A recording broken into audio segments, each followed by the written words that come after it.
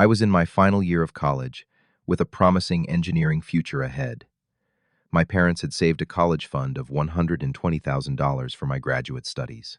Life was good until my 17-year-old cousin Jenna moved in with us after her parents divorced. I tried to help her adjust, driving her to school, tutoring her with homework, introducing her to my friends. At first, she seemed grateful, but gradually her behavior changed. She became secretive with her phone, her style of dress changed. One evening, I was called downstairs to the living room where I found my parents sitting with a sobbing Jenna. Before I tell you what happened that night, let me know where you are watching from, and hit subscribe if you have ever been betrayed by someone in your own family. Life before Jenna arrived was comfortable and structured. I was 27 years old, finishing my engineering degree, with a full scholarship maintaining a 3.9 GPA. My relationship with my parents was solid. My father, Jack, was a successful businessman who built his company from nothing. Strict but fair, he taught me the value of hard work and integrity. My mother, Diane, was a kindergarten teacher, gentle and nurturing, always the mediator when Dad and I butted heads. They had saved $120,000 for my education since I was born. This fund was supposed to be my ticket to a prestigious graduate program at Stanford or MIT.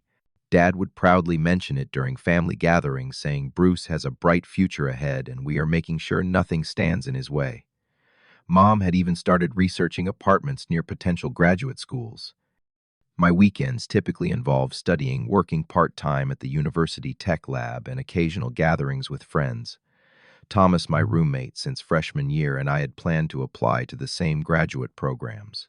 Life felt predictable in the best possible way. I had clear goals and a supportive family backing me up. Everything changed when Aunt Laura, Mom's sister, finalized her bitter divorce from Uncle Paul. Their constant fighting had taken a toll on Jenna, their only daughter.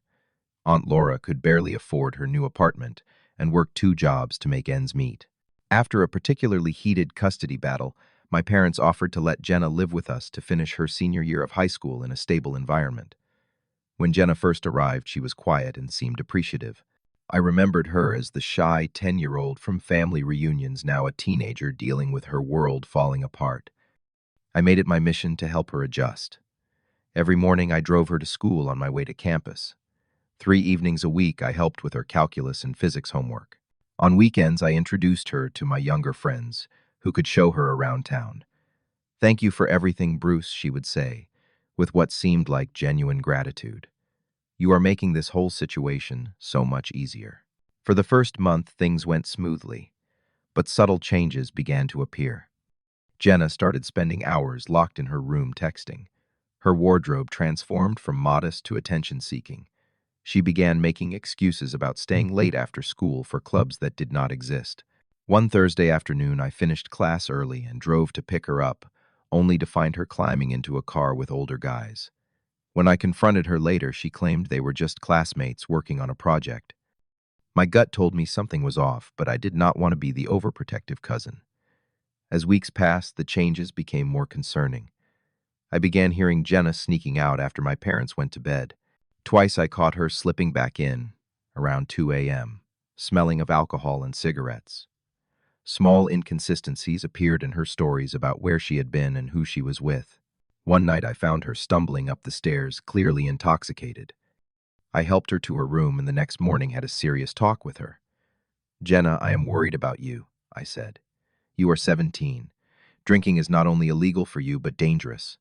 "It was just one party," she protested, eyes downcast. "Everyone does it. Please do not tell Aunt Diane and Uncle Jack. They will send me back to Mom." Against my better judgment, I agreed to keep it between us if she promised to stop. She seemed genuinely remorseful, hugging me and thanking me for looking out for her. I wanted to believe her, but something in her too quick agreement felt rehearsed. The following week, her school counselor called our house. Jenna had missed several classes. When I confronted her, she burst into tears, claiming the divorce was affecting her more than she let on. Again, I decided not to tell my parents, instead offering to help her catch up on missed work. But when the absences continued, I finally approached my mother. Her reaction surprised me. "Bruce, you need to be more understanding," she said, her voice unusually stern. "Jenna is going through a difficult time. Your constant monitoring is probably making her feel unwelcome." "Mom, I am trying to help," I protested. She is skipping school, possibly drinking. You always were a bit rigid, she sighed. Not everyone can be as perfect as you. Give her space to adjust. It was the first time I felt my mother taking someone else's side against me. That evening at dinner, I noticed Jenna whispering with my parents while I cleared the table. When I entered the room, they abruptly changed the subject. Something was shifting in our family dynamic, and I was slowly being pushed to the outside. The atmosphere at home grew increasingly tense. Jenna began planting seeds of doubt about me with my parents. She would casually mention how I checked her room when she was out, or how I always seemed to be watching her. These were outright lies, but delivered with such innocent concern that my parents began to look at me differently. "Bruce, have you been going through Jenna's things?" my father asked one evening, his voice carrying an edge I rarely heard directed at me. "Absolutely not," I answered truthfully. "Why would you even ask that?" Jenna mentioned some of her things seem moved around. My mother explained, her expression troubled, and she feels uncomfortable with how closely you monitor her comings and goings. "I'm trying to make sure she is safe," I protested. "She has been hanging out with older guys, skipping school." My father's face hardened. "You need to back off a bit, son. She is not your responsibility to manage." Around this time, I began noticing items in my room had been disturbed. My laptop had been moved slightly from where I always positioned it. A box containing personal mementos was rearranged. Most concerning $200 cash from my desk drawer disappeared. When I brought this up at dinner, Jenna immediately suggested I had misplaced the money or spent it without remembering. "Bruce has always been a bit forgetful," she added with a small smile. "Remember when he accused me of using his laptop last month?" I had never made such an accusation, but before I could respond, my parents were nodding in agreement. Family dinners became excruciating exercises in restraint. Jenna would dominate conversations, sharing stories about school friends and activities I knew were fabrications. My parents hung on every word while my corrections or questions were met with impatience. I began feeling like a stranger in my own home. One afternoon, while Jenna was supposedly at soccer practice, I walked past her partially open door and noticed her phone on the bed, lighting up with text notifications. I would never normally invade someone's privacy, but my suspicions had reached a breaking point. I glanced at the screen and saw messages from someone named Dylan. "Miss you, baby.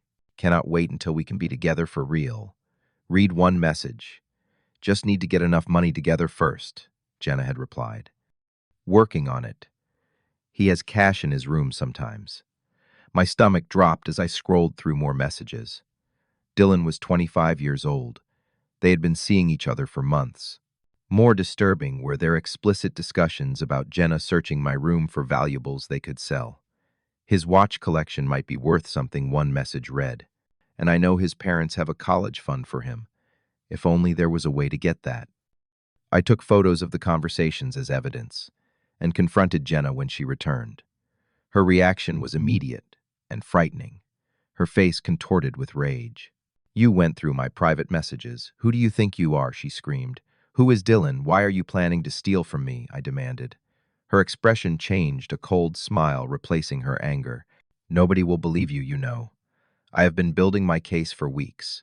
One word from me, and you will lose everything." "What are you talking about?" I asked, genuinely confused. "You will see," she replied, her voice chillingly calm. "I always get what I want, Bruce. And if you tell my aunt and uncle about Dylan, I will make sure you regret it." I tried talking to my parents that evening, explaining my concerns about Jenna seeing an older man with possible criminal intentions. Their reaction was worse than I anticipated. "First, you invade her privacy, and now you are making up stories," my father exploded. "What is wrong with you? Are you jealous that we are giving her attention?" "This has nothing to do with jealousy," I insisted. "She and this guy are planning something. I have seen the messages. Convenient that you do not have these messages to show us," my mother said coldly. "Bruce, I am very disappointed in you." I realized then that Jenna must have deleted the conversations I had seen. My photos were on my phone, but showing them now would only prove I had indeed gone through her phone. I was caught in a trap of my own making. Over the next week, I began documenting everything. I recorded Jenna's comings and goings, took note of missing items, and researched Dylan online. What I found was alarming. He had a record for fraud, and had been involved with other young girls. I contacted my academic advisor about my family situation, explaining my concerns without sharing details that would make Jenna look bad. I wanted a neutral party to be aware of the growing tension at home. The night before everything fell apart, I overheard Jenna on the phone in the backyard. "Everything is set for tomorrow," she said quietly. "Once they kick him out, the money will be accessible. Yes, all of it. $120,000. My blood ran cold. Whatever she was planning was happening soon, and my college fund was somehow the target. I went to bed that night with a sense of impending disaster, unsure how to defend myself against an attack I could not yet see. The next evening, around 7 p.m., my father called me downstairs in a voice I had never heard before. Entering the living room, I found a scene that will forever be etched in my memory. My mother sat rigid on the sofa tissues, clutched in her trembling hands. My father stood by the fireplace, his face a mask of barely controlled rage, and there was Jenna curled in an armchair, sobbing uncontrollably. "What is going on?" I asked, genuine confusion in my voice. "How could you?" my mother whispered, unable to look at me. "She is just a child, Bruce. Your cousin." My father stepped forward. "Jenna has told us everything. The touching, the threats, the pictures you took of her." The room seemed to tilt sideways as the accusation hit me. "What? That is absolutely not true. I have never touched her inappropriately. She has proof," my father shouted, throwing a journal onto the coffee table. "Read it yourself. Her diary entries going back months. The text messages you sent her threatening to tell us she was a troubled kid if she did not comply with your demands." I opened the journal with shaking hands. Inside were detailed accounts of inappropriate behavior I had never engaged in. Dates, time-specific incidents, all fabricated but written with such conviction they seemed undeniably real. There were even printed screenshots of text conversations that had been expertly manipulated to make innocent interactions seem sinister. "These are lies," I said, my voice breaking. "All of it. Jenna is seeing an older man named Dylan. They have been planning to steal from us. That is why she searched my room. That is why money has gone missing." "More lies," my father roared. "Always blaming others for your failures." Jenna looked up, her face streaked with tears that I now knew were as fake as her accusations. "I was so scared to tell," she whimpered. "He said no one would believe me, that you all loved him more." My mother moved to comfort her while my father advanced toward me. "I want you out of this house tonight," he said, his voice deadly quiet. "You are no longer my son." "Dad, please," I begged. "This is insane. I would never hurt anyone, especially not Jenna." The punch came without warning, my father's fist connecting with my jaw with such force I stumbled backwards against the wall. In 27 years, he had never once raised a hand to me. "Your college fund will go to Jenna now," he continued, as though he had not just assaulted me. "She will need therapy after what you put her through. Consider yourself disowned. You have 30 minutes to pack essential belongings and leave." My mother said nothing, would not even look at me. Through her silence, she had made her choice. As I turned to go upstairs, I caught Jenna's eye. Behind the fake tears, I saw something that chilled me to the bone: triumph. I packed quickly, taking only clothes, my laptop, important documents, and the few valuables I could carry. No one spoke to me as I carried my bags to my car. No one said goodbye. Just like that, the family I had known and trusted my entire life had chosen to believe the worst about me without a moment's hesitation. That first night, I slept in my car in a Walmart parking lot, unable to process what had happened. By morning, my phone was flooded with text messages from family, friends, and relatives, all expressing disgust at my actions. Jenna had wasted no time spreading her story. My parents had apparently called everyone we knew. Thomas, my roommate and friend since freshman year, was the only one who questioned the narrative. "This does not sound like you at all," he said when I called him. "Something is not adding up." For the next week, I alternated between sleeping in my car and crashing on Thomas's couch. My academic performance plummeted. My scholarship required maintaining a certain GPA, and with 2 failed exams, I lost my financial aid. Without my parents' support, and with my college fund now given to Jenna, my education plans crumbled. Former friends crossed the street to avoid me. Professors who had once mentored me now kept interactions brief and professional. My parents blocked my number and returned my letters unopened. Through a cousin who still spoke to me, I learned they had already transferred my entire college fund to Jenna for her recovery and future education. Just when I thought things could not get worse, the university initiated an investigation based on serious allegations against me. Though Jenna did not attend my college, the supposed incidents involved a minor triggering automatic protocols. I was temporarily suspended pending the outcome. In the darkness of this period, Thomas became my lifeline. Not only did he offer his couch indefinitely, but he also introduced me to his sister Jessica, a junior associate at a law firm specializing in false accusations. This happens more often than you would think, Jessica explained during our first meeting. Family disputes turning into false allegations as leverage. The good news is that fabricated evidence usually has holes. Jessica helped me start documenting everything. We gathered my phone records, credit card statements, and campus access logs to establish my whereabouts during times Jenna claimed incidents occurred. We compiled character references from professors and employers who had known me for years. A breakthrough came when Thomas remembered something. That girl Megan from the coffee shop near your parents' house. Didn't she go to school with Jenna? Megan had indeed been Jenna's classmate and had served us coffee several times when I took Jenna to study. When we tracked her down, her information was invaluable. Jenna bragged about her plan to several people Megan revealed. She said her boyfriend needed money to start some business, and she had found a way to get it from her rich cousin. She specifically mentioned making you look bad enough that your parents would cut you off and give her your college money. Jessica also uncovered disturbing information about Dylan. He had a pattern of targeting high school girls from wealthy families, manipulating them into extracting money from their parents. 2 families had pressed charges, but both cases were dropped when the victims refused to testify. With Jessica's guidance, we hired a private investigator to document Jenna's activities. Within days, we had photos of her meeting Dylan, spending lavishly at high-end stores with what must have been my college fund money. The final piece came when the investigator recorded a conversation between them, where Jenna laughingly described how easily everyone had believed her accusations against me. Bruce never suspected a thing until it was too late, she boasted on the recording. One little fake diary and some edited screenshots, and his perfect life came crashing down. Armed with this evidence, I finally saw a path forward to reclaiming my life and clearing my name. After weeks of careful preparation with Jessica, I was ready to confront my family with the truth. We compiled a comprehensive file of evidence: the original phone messages I had photographed, Megan's sworn statement, the private investigator's photos and recordings, and Dylan's criminal background check.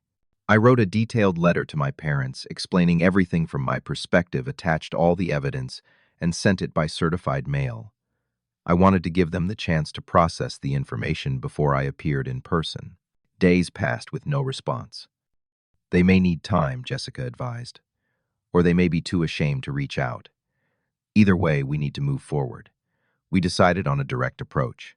Jessica and I would go to my parents' house when we knew Jenna would be there. The confrontation would be difficult but necessary. On a Sunday evening, exactly 2 months after I had been thrown out, we drove to the house where I had grown up. My hands shook as I rang the doorbell. My mother answered, her face immediately draining of color. "Bruce," she whispered, then noticed Jessica beside me. "Who is this?" "My attorney," I replied. "We need to talk. All of us, including Jenna." My father appeared behind her, his expression unreadable. "You have some nerve coming here." 5 minutes, Jessica interjected professionally. "That is all we ask. After what your son has been through, I think you owe him that much." Surprisingly, they let us in. Jenna was in the living room, and her face showed momentary panic before settling into the victim role she had perfected. "I do not feel safe with him here," she began, but Jessica cut her off. "Save the performance, Jenna. We have recordings of you with Dylan discussing your entire plan." We played the damning audio where Jenna laughingly described fabricating evidence against me. As the recording continued, my mother sank into a chair, hand covering her mouth. My father stood frozen, the color draining from his face. When the recording ended, Jessica methodically presented the rest of our evidence: photos of Jenna with Dylan, bank records showing large cash withdrawals from my parents' accounts, coinciding with expensive purchases by the couple, and Finally, Megan's statement describing how Jenna had bragged about her plan months before executing it.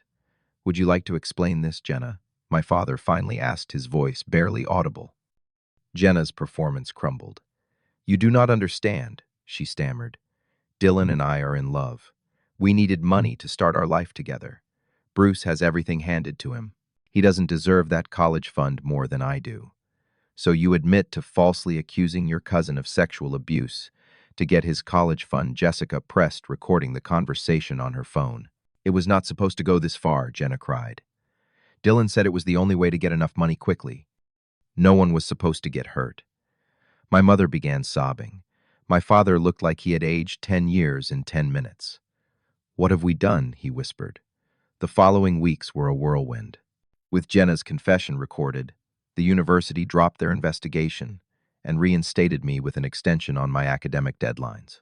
Dylan was arrested based on the evidence we gathered, facing charges not only related to his scheme with Jenna, but also previous frauds that resurfaced.